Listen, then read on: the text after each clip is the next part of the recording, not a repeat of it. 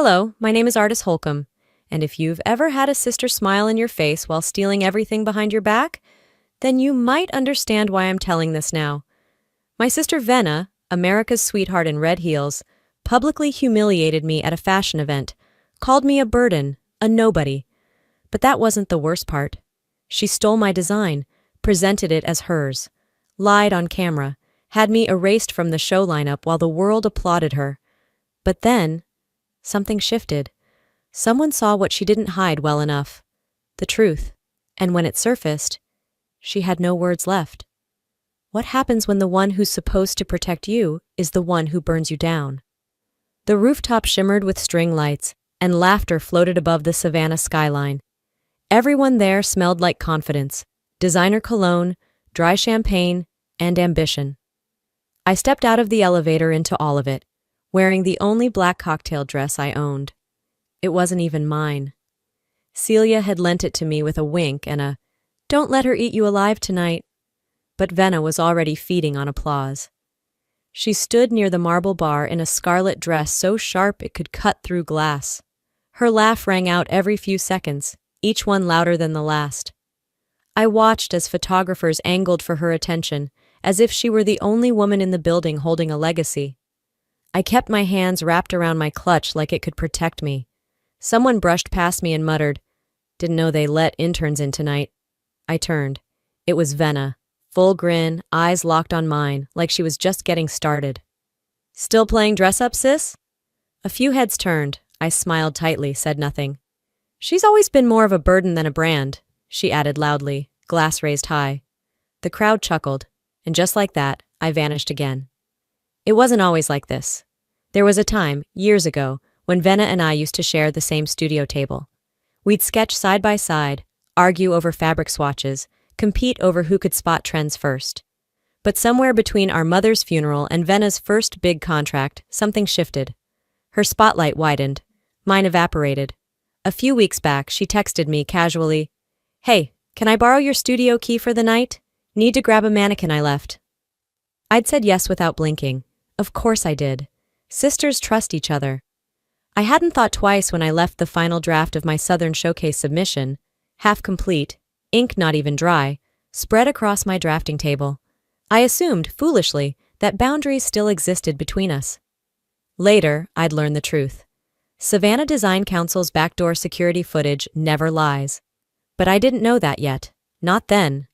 Tonight, all I knew was that my sister had an audience, and I had a bruised sense of worth. Venna clinked her glass, drawing the room's attention. "I'd like to say a few words," she declared, voice smooth as bourbon. "This event isn't just about fashion. It's about heritage, vision, and knowing when to let go of what no longer serves you." She turned her head, right at me. "Some people are born to shine. Others—" She tilted her glass toward the floor. "Keep the lights off." More laughter. I held my ground. My nails dug half-moons into my palm. I bit the inside of my cheek so hard I tasted blood. That was always her magic trick, using charm as a scalpel. No one intervened. Not the PR rep standing nearby, not the family friend who used to bring us peach cobbler on Sundays, not even Darian, her boyfriend, maybe fiancé, who once helped me through a panic attack backstage. They all just watched. I left before dessert. Savannah's night air was humid and quiet. The historic squares looked frozen in time, each street lamp humming like it remembered better versions of me. I walked until my feet ached, then wandered back to my studio. The second I opened the door, something felt off. The desk was slightly shifted, the pen holder too far to the left. One of my fabric bins wasn't sealed properly, nothing big, nothing broken. But I noticed. Because when people overlook you long enough, you learn to memorize the tiny things no one else sees. I stood in the middle of the room, heartbeat ticking louder than the city noise outside. I scanned my work table, my pinned sketches, the scrap pile in the corner. It all looked fine, but wrong. Mom used to say, "You don't need noise to be heard. Truth has its own volume." That night, the truth said nothing, but it echoed. And in that silence, I heard something louder than applause, something breaking. Sleep never really came that night. I laid on the couch in my studio, fully dressed, shoes still on, staring at the ceiling fan as it hummed a slow rhythm. The shadows shifted with each spin, like they were trying to tell me something I hadn't yet caught. I hadn't touched my phone, hadn't touched my sketchpad. I just waited. For what? I didn't know. Maybe morning. The sun rose without ceremony, just a pale glow creeping over the windowsill. I finally sat up and checked my email. The official Southern Designers Showcase portal had updated its page. I clicked refresh once, then twice. By the third time, I realized what was missing. My name? Gone. Erased from the list like I'd never existed. I blinked at the screen, then scrolled again. Maybe it was a technical error. Maybe I was listed under the wrong category. No, it was deliberate. My phone nearly slipped out of my hands as I dialed the committee office. It rang twice before a young, overly calm voice answered. Southern Designers Showcase, this is Alana speaking. Hi, yes, this is artist Holcomb. I was on the confirmed lineup for the showcase. I just checked the portal and my name isn't there anymore. Can you tell me what's going on? A pause. Then, there was a conflict of originality. A complaint was filed against your submission last night. Your registration's been placed on temporary suspension pending review. My chest tightened. Filed by who? I'm not authorized to disclose that. Thank you for your understanding. Click. I stared at my phone as if it might apologize. It didn't. It just sat there, cold and silent in my palm. I tried calling Celia next, my friend, my mentor, my last sliver of connection to the committee, straight to voicemail. I left a message, short and shaking. Please call me, something happened. Then I texted Darian. Do you know what Vena's doing? Did she say anything about my submission? No reply. The message stayed unread. For a while I just stood in the middle of the studio, surrounded by my own dreams. But they didn't feel like mine anymore. The room felt invaded, familiar but violated, like something had passed through and left behind an echo. Then came the knock. No, scratch that. Not a knock. A shove. Like something had been forced under the door. I turned slowly, heart already pounding. A yellow envelope. No return address. No handwriting. Just there, like a dare. I bent down, picked it up. Inside was a single sheet of printed paper and a grainy image. No signature. No explanation. Just 6 words. Walk away quietly. You won't win. And below that, a photocopy of my original design. My sketch. Only my watermark was gone. The little swirl of my initials, the date stamp, even the digital thread count overlay, erased. I read the sentence again. Walk away quietly. I crumpled the page in my hand, then forced myself to uncrumple it. I needed it. Evidence. Proof. But more than that, I needed to understand just how deep this went. I turned to my computer and opened the folder marked Showcase Final. All my original files were still there, time-stamped, layered, annotated, mine. But none of it felt safe anymore. I sat down at the desk and stared at the screen. At first, I tried to go through the motions. Open, copy, export, pretend like I had control. But the longer I stared, the more the doubt grew teeth. What if they were right? What if I had already lost? Before the first stitch was sewn, before the first sketch was inked. I could still hear Vena's voice from the night before. Some people are born to shine. Others, keep the lights off. I felt the weight of those words now like lead in my bones. And then another voice, much older, whispered from the back of my memory. When they silence you, write louder, my old mentor once told me. Don't fight for attention. Fight for your name. I breathed in, clicked save, and just as I stood to grab my notebook, I saw it again. My desk drawer, just barely cracked open. I never leave it like that. I reached for it, hesitated, then pulled it open fully. Empty. No spare sketches, no pattern templates, just the faintest scent of her perfume, Vena's, something citrusy and artificial. A sour taste filled my mouth. But it wasn't the sketch that scared me. It was how fast someone else had made it disappear. I left the drawer open that morning, staring into its hollow space longer than I probably should have. Then I locked the studio, tucked the envelope under my coat, and made my way to the convention center. The city was already humming. Traffic lights blinked lazily over Bay Street as early joggers passed with earbuds in, oblivious to the world I was stepping into. A world where someone was trying to erase me in broad daylight. I arrived 2 hours before the showcase doors opened. It wasn't for a main stage slot. Those had been stolen from me. But Celia, in her quiet way, had whispered to someone who whispered to someone else, and now I had a table at the Emerging Creators Side Gallery, a half-lit hallway near the loading dock. Glamorous? No. But it was space, and right now, space was survival. My assistant, Myra, met me near the garment check-in, her face pale. She leaned in. Artis, someone from Vena's team was poking around here earlier, said they were double-checking press tags, but... Her voice trailed off. I nodded, jaw tight. Did they touch anything? I don't know, but the mood changed after they left. You should check the dress. I rushed to the rack. There it was, my prototype gown. Soft dove gray silk, asymmetrical neckline, hand-beaded seams, and a tear. A long, deliberate, almost surgical slice across the back hem. Not frayed, not accidental. Sabotage.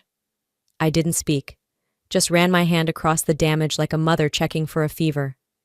Vena didn't want to beat me. She wanted me gone. An hour later, the showcase began.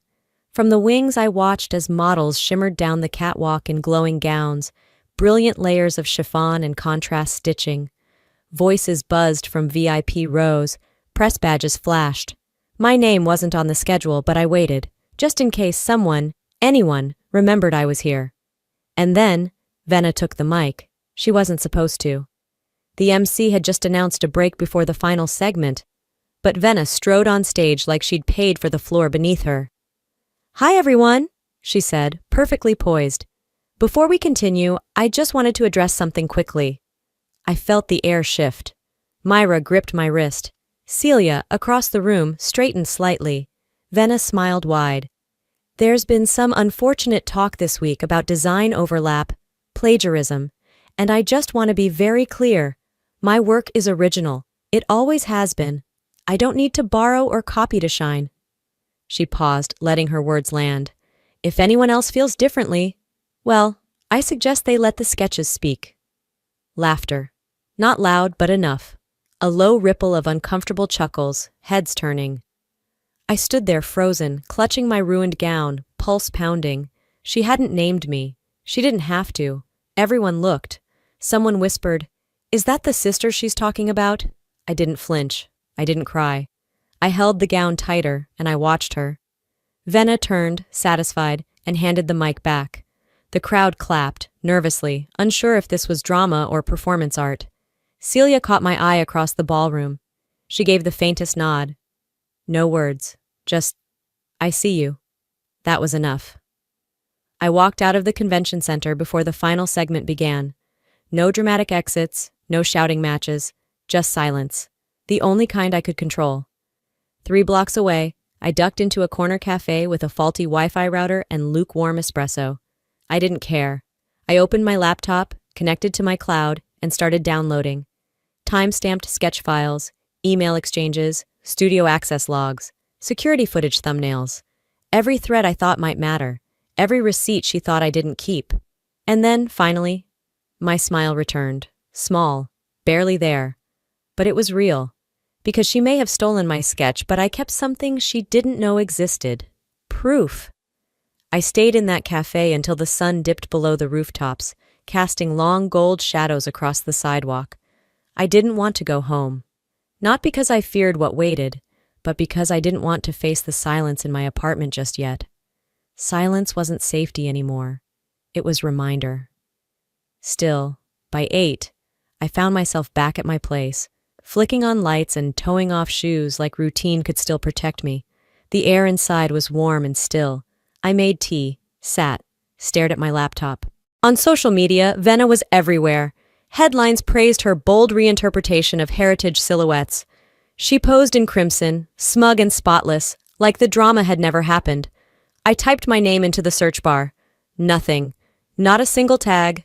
Not a mention. I had vanished. I clicked into my cloud drive and renamed the folder with trembling fingers. Sketch backup, original proof. It was organized now. Chronological, annotated, ready. I didn't have a plan yet, but I had a record. Across town in a sleek loft lined with black and white photo prints, Darian sat at his editing console, headphones around his neck. He wasn't working. He was watching footage from the show, and watching her, Venna, on stage, radiant, lying. He paused the video and looked over at her iPad, still logged into their shared cloud account. For years they'd synced everything, for convenience, she said. Curiosity made his fingers move. One swipe, then another. Photo gallery. And there it was. A high-resolution image of a sketch. My sketch. Dated, geotagged, snapped at night. In my studio. Darian leaned back. His mouth parted, but no sound came. He tapped the info tab. Metadata was intact, time-stamped 2 weeks before the showcase. He stared at it like it might blink first. Then, quietly, he saved it to his desktop and deleted the sync entry. He closed her iPad without a word. I was brushing my teeth when I heard the ping. At first I ignored it. Then I saw the subject line. Anonymous submission for your protection. No sender name. A burner Gmail. I clicked. Attached was the photo. My original sketch. Metadata included. A note below. You didn't imagine it. You were right. For a second, the floor didn't feel solid. I leaned against the kitchen counter, reading that line again. Then again. My whole body stilled. Somewhere, someone had just crossed a line. But this time, it was in my favor. I didn't know for sure who sent it, but I had guesses. And more importantly, I had confirmation. By midnight, I'd forwarded the entire file to Celia's legal contact, the same woman who handled licensing deals and quiet lawsuits for elite designers. I didn't explain. Just included a message. For archive and review, please confirm receipt. Then I opened a blank document. Titled it, Exhibit A, Timeline of Misconduct. I listed dates. Venna's studio visit. The disappearance. The night she borrowed my key. The day the lineup changed. The public accusation. And now, the anonymous proof. When I finished, I closed the file and backed it up twice. No anger, no panic, just precision. This wasn't revenge. It was reclamation. She'd taken the spotlight, the applause, the stage. But I still had the truth. And if she thought I was done, she forgot I've been quiet, never blind. 2 mornings after the showcase, I was folding laundry, half-focused, absently matching socks that never seemed to have proper pairs, when my phone buzzed. I picked it up with little interest, expecting spam or another shallow attempt at PR crisis management from someone orbiting Venna's sinking career. Instead, it was from Celia. Just one line. I need you at the archive room. Bring nothing. Just come. No greeting, no emoji, no context. That was all I needed. I dropped the last sock mid-fold, grabbed my keys without even changing out of my sweats, and was out the door within seconds. My heart knew the pace before my brain caught up. The archive room was deep inside the downtown building of the Savannah Fashion Council, hidden behind a false panel door near the back of the records hallway. It wasn't labeled. Most designers didn't even know it existed. Only senior council members, people like Celia, who had been in this industry long enough to know where real secrets were kept and who they needed to be protected from. She was already there when I arrived. She didn't say hello, didn't offer a seat. She just turned slightly toward me and said, "This isn't about protecting you anymore." Her voice was firm. "It's about correcting the record." She tapped a key on the control panel, and the widescreen monitor in front of her lit up. A still frame was paused mid-motion, time-stamped, 12 days before the showcase. My stomach curled. I knew what was coming. She pressed play. The grainy footage sprang to life. A figure appeared in the dim hallway. Familiar. Too familiar. The camera angle, high and silent, caught the way she moved, confident, unhurried, like she belonged there. She didn't hesitate, didn't glance around. Venna. She was dressed in black, hair tied back in a tight bun. No bag, no assistant, just her and her phone. She walked up to the studio door, my studio door, entered with a swipe of a keycard, and paused at my work table. Then, with the ease of someone who had done this before, she raised her phone and began to snap pictures. Not just glances, not inspiration shots, zoom-ins, close-ups, angles of specific details, the grain of a hemline sketch, the inked neckline curve, my initials, my hand. She took them all. She moved across the room methodically, capturing every angle of the final draft I'd been working on for weeks. the design I hadn't even shown to Celia yet, the design that I thought was safe in the one space that belonged to me. She backed out of the room 10 minutes later, expression unreadable. The video paused again, frame perfect, on her face as she turned to look directly at the camera. Not smiling, just blank, unbothered. Celia spoke quietly, like her voice didn't want to disrupt the wait in the room. She thought no one would check the backup servers. I stood completely still, every muscle in my body locked. That's it, I thought. Then I said it out loud. That's it. Celia turned to me and nodded. It's more than enough. That same afternoon, Celia called for a closed-door session with the Council Board under Article 7, Ethics and Originality Review. It wasn't common, it wasn't encouraged, but it was allowed, when a designer's integrity was in question with direct evidence attached. There were no cameras, no press, just the board, Celia, and me. The board chair glanced at the folder Celia had submitted ahead of the meeting, lips pursed. "This is highly irregular," she said. Not accusatory, but cautious. Celia didn't flinch. "So is theft," she replied flatly. She turned the monitor to face the room and pressed play. Same footage, same silence. The room was still for a long time. Then came the small sounds. Gasps, someone whispering, "Oh my God!" Another hand slowly covering a mouth. The silence after was even heavier. Then Celia placed the printed evidence side by side. My original sketch with timestamp and metadata intact, and the version Venna submitted under her name. The resemblance wasn't vague. It was identical. The head of judging, a woman I had once interned for, who hadn't looked me in the eye since the showcase, adjusted her glasses and stared for a long time. Then she said, voice quiet but unshakable, "This isn't just misconduct. It's theft." I hadn't realized I was holding my breath until that moment. Celia turned to me. "Do you want to say anything?" I stood slowly. My hands were steady even though my pulse pounded in my ears. "I don't want revenge," I said. My voice didn't waver. "I just want the space to build without being erased." No one spoke. I looked around once, not for approval, but for confirmation. I saw heads lowered, backs straightened, notes scribbled. That was enough. I gathered the evidence, the proof of my name, my line work, my signature, and walked out of the room. No one followed. No one clapped. The only sound was my own footsteps on the polished floor and the soft click of the door behind me. I didn't see Venna there. Of course I didn't. Cowards never stay for the verdict. And she didn't need to be there. Because that moment, it wasn't about her anymore. It was about me. About reclaiming the part of myself I had been taught to shrink. About finally understanding that I didn't need applause to matter. I didn't need headlines or hashtags. I needed the truth, and I had it. And in a world obsessed with noise, I had found something better. Clarity. They say silence is weakness, that if you're not screaming, you're losing. But that day, I proved them wrong. Because the difference between silence and weakness, I just showed them all. By the time I woke the next morning, Venna had already scheduled her damage control. I saw the headline while pouring coffee. Designer Grimaldi breaks silence. Exclusive breakfast briefing. The image showed her arriving at a boutique hotel in downtown Savannah, flanked by 2 assistants and wearing beige, her version of humility. A stylist's idea of sincerity. I pulled my robe tighter, sat at the kitchen island, and turned on the local news stream. Venna stood at the podium in front of a gold-trimmed breakfast spread. Croissants, crystal pitchers of grapefruit juice. The whole thing looked staged, manufactured. Her voice trembled just enough to sound unrehearsed.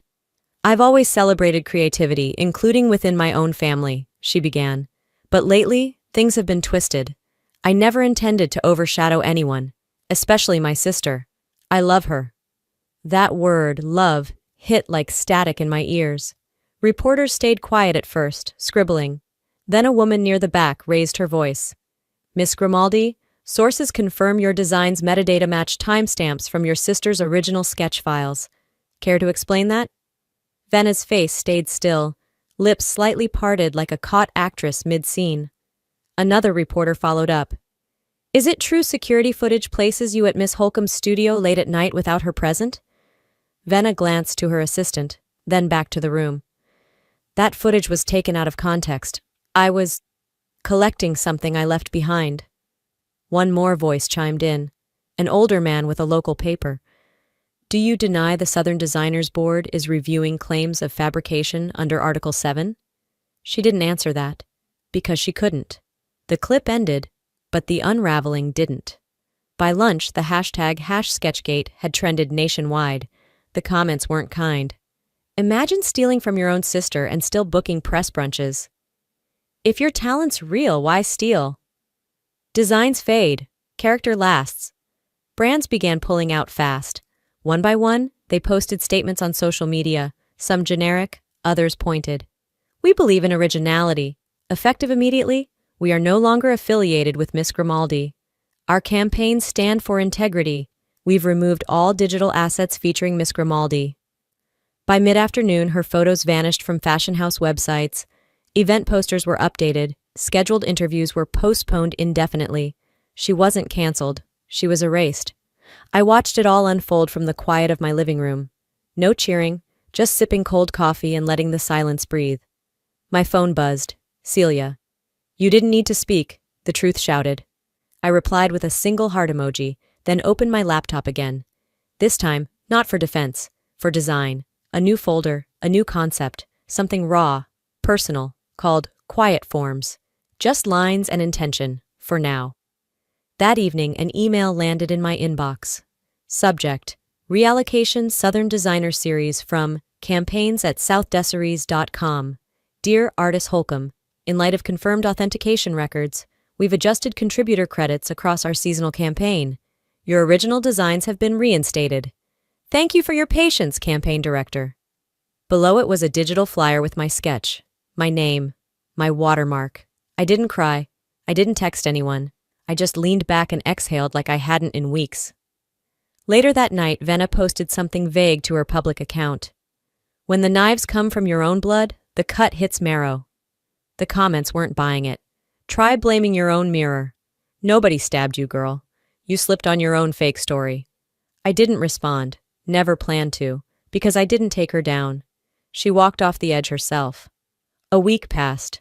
Savannah had shifted seasons behind my back. The late summer heat softened, and each morning smelled more like cedar and metal paint.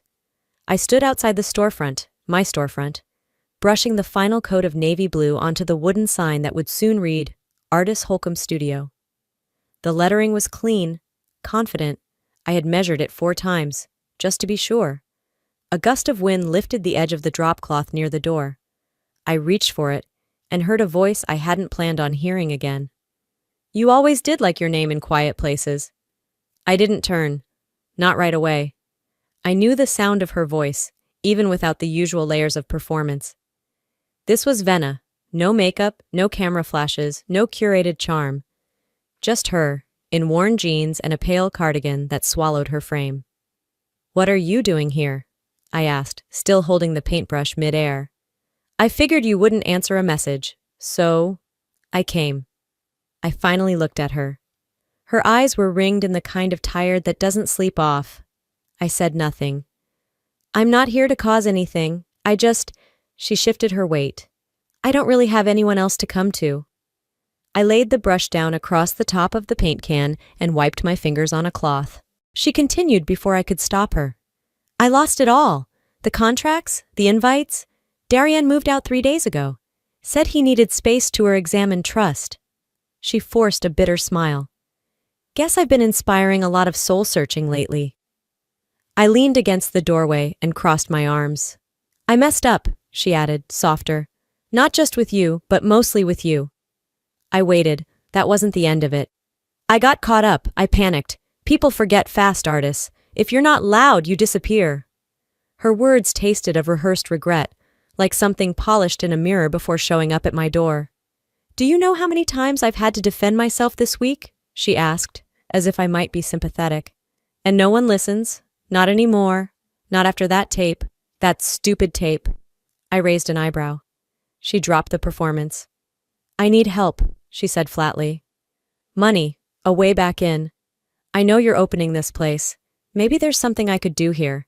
Admin stuff, back office, or something. That did it. You're not serious. I am, she said, finally meeting my eyes. I'm asking. I wouldn't if I had another option. I walked over to the bench by the sidewalk and sat down slowly. The afternoon sun stretched long shadows across the brick. You didn't just mess up, Venna, I said, voice steady. You burned bridges while I was still standing on them. I said I'm sorry. I shook my head. No, you said you lost everything. You said you were scared of being forgotten. You said you need help. But none of that is an apology. It's a pitch. She took a step forward, defensive. You think I'm lying? I think you're desperate, I answered. And I think you're still trying to spin survival into sympathy. Her face tightened. I didn't destroy your reputation, I said, standing. You handed it over with both hands. And now you want me to fix it? You're my sister, she snapped. Exactly, I said. And you've weaponized that word so many times it's lost all meaning. A beat of silence. So that's it? She asked. You're just going to leave me out here? No, I said, picking up the paintbrush again. I'm going to finish this sign, then open my store, then live a life I built without having to step over anyone. She scoffed. Wow, look at you. I paused, then looked her in the eyes. No, I said again. Look at you. You came here thinking the same silence you mocked me for would now become your safe space. Her mouth parted, but no words came. She turned finally, took a few steps, then stopped. So this is who you are now? She muttered, almost to herself. I stared back at my sign, brushing the last corner. No, I said. This is who I always was. You just never looked long enough. She walked away slowly. No last insult, no slam of a car door, just her, shrinking with each step, until the corner swallowed her whole. And for once, I didn't ache watching her leave. A few days had passed since Venna showed up at my doorstep, stripped of makeup, and wrapped in regret that smelled more like desperation than apology.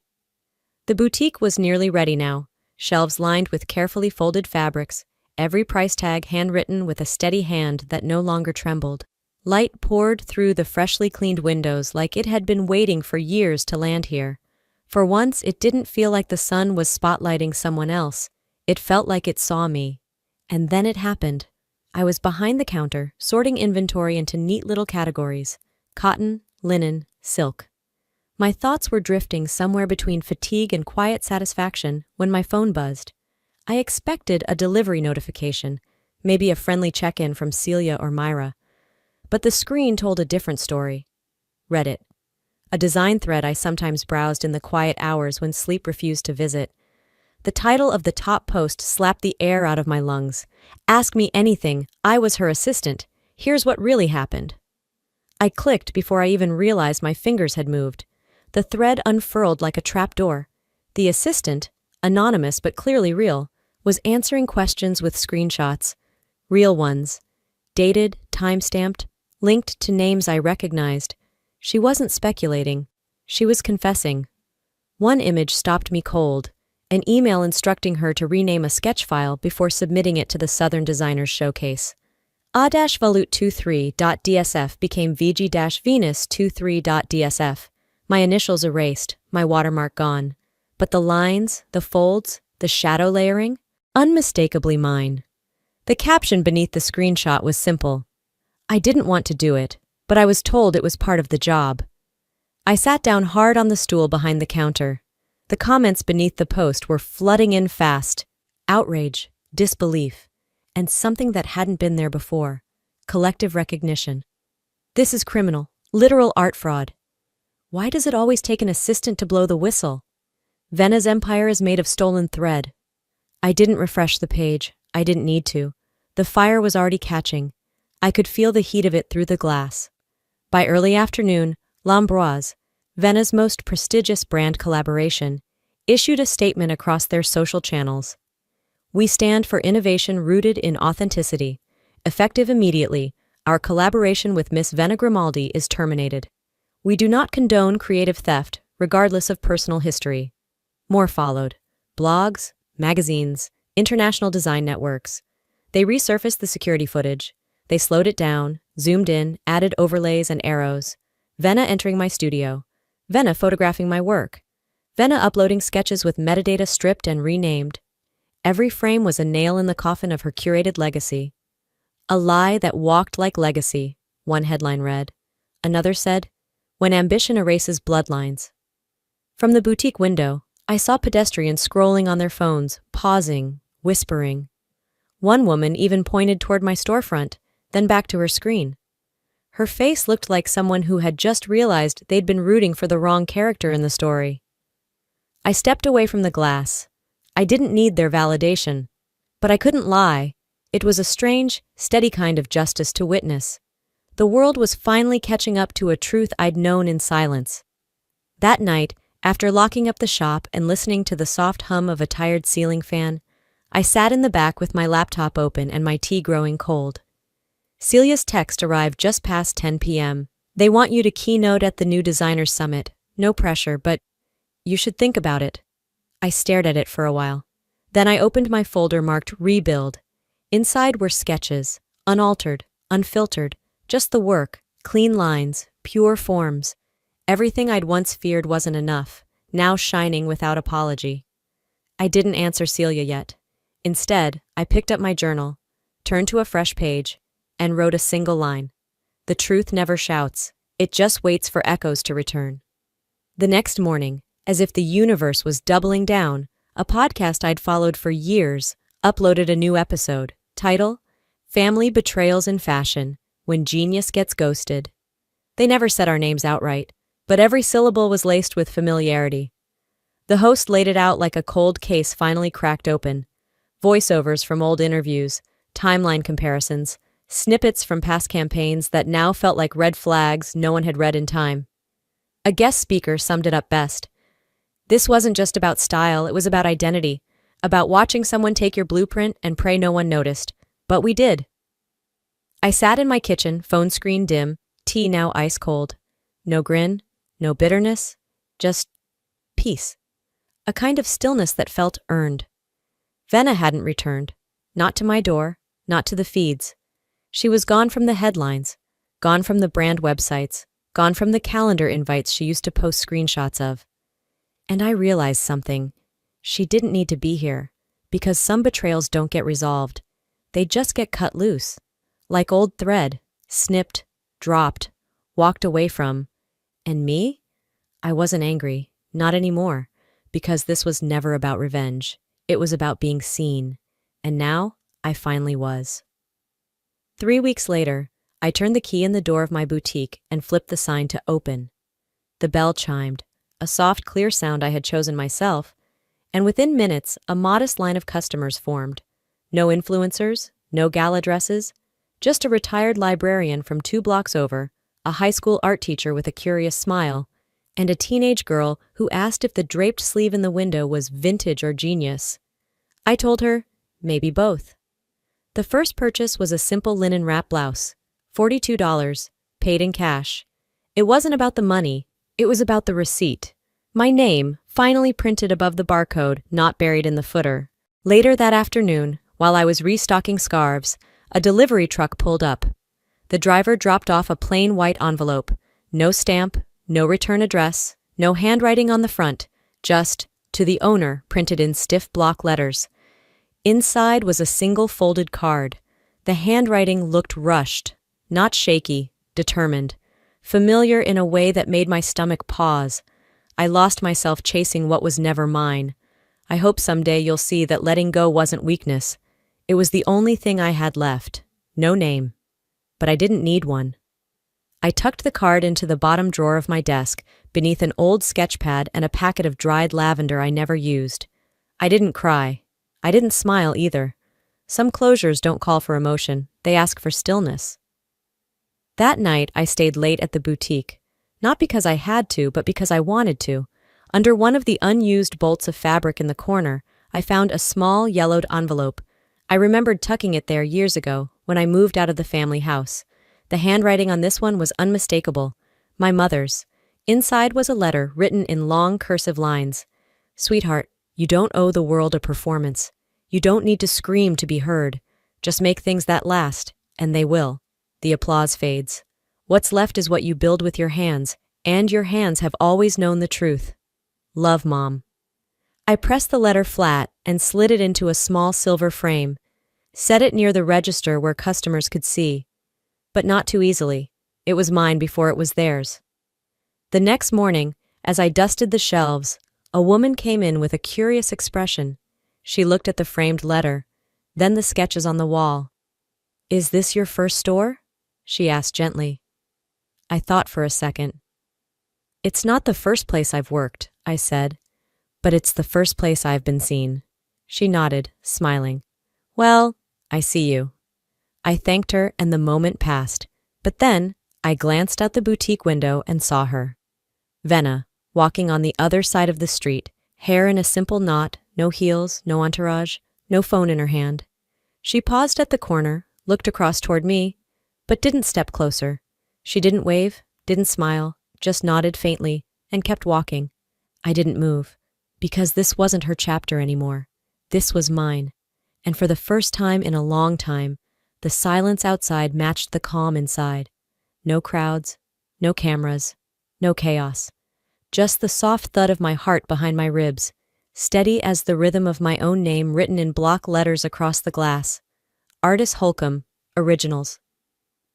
Some endings don't need applause, just a locked door and a light left on. I've come to understand something I wish I'd learned sooner. Silence isn't always weakness, and raising your voice doesn't have to mean shouting. Sometimes, the most powerful thing you can do is keep walking forward, steady, clear, and true, while the noise fades behind you. There were moments I wanted to vanish entirely, moments where I wanted to scream, to burn everything down the way she tried to burn me. But I didn't. I chose something harder. The long road, the honest one. The road that doesn't give you quick applause or instant vindication, but offers something more lasting. Peace. Not the kind that's quiet because it's afraid, but the kind that comes when you finally know who you are, and no one else gets to rewrite that. If you've ever felt small, pushed aside, overlooked, or betrayed by someone you trusted, please hear this. You are not small.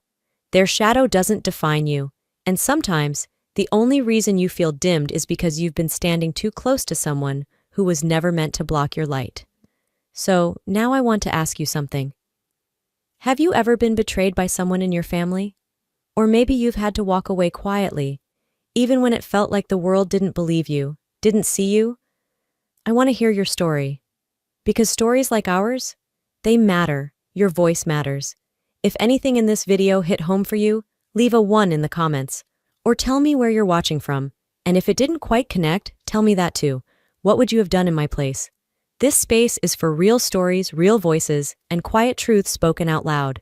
So if you want more stories like this, ones that linger after the screen fades to black, subscribe, turn on notifications, and stay with us. Thank you for listening. Stay true, stay steady, and stay standing.